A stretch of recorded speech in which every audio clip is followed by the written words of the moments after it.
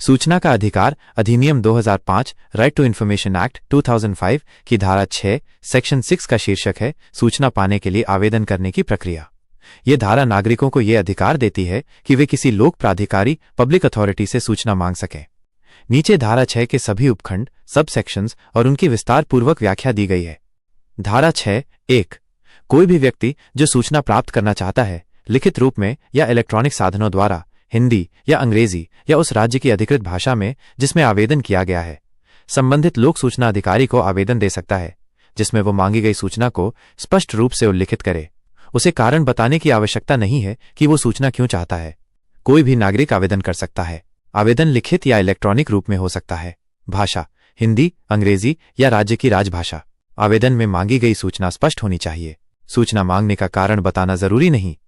धारा 6(2) जिस रूप में कोई व्यक्ति सूचना चाहता है वो उसमें दी जानी चाहिए जब तक कि यह संभव न हो या इससे किसी अन्य व्यक्ति के जीवन या स्वतंत्रता को खतरा न हो।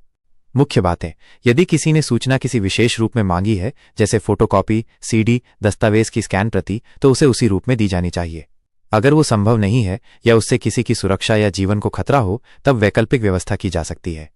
धारा 6(3) जहां आवेदन किसी ऐसे लोक प्राधिकारी को दिया गया है जो उस सूचना के संबंध में सक्षम नहीं है तो वो आवेदन संबंधित सक्षम लोक प्राधिकारी को 5 दिन के भीतर स्थानांतरित कर देगा और आवेदक को स्थानांतरण की सूचना देगा।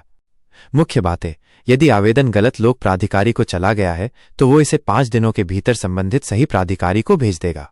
स्थानांतरण की सूचना आवेदक को देना आवश्यक है। महत्वपूर्ण बिंदु आरटीआई सेक्शन 6।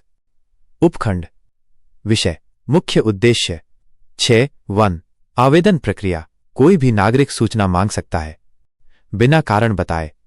6(2) सूचना का रूप सूचना उसी रूप में दी जानी चाहिए जैसा मांगा गया है। 6(3) आवेदन स्थानांतरण गलत प्राधिकारी को दिया आवेदन सही प्राधिकारी को 5 दिन में भेजा जाएगा। अगर जानकारी अच्छी लगी हो तो कृपया YouTube चैनल RTI ऑनलाइन को सब्सक्राइब करें। धन्यवाद दोस्तों।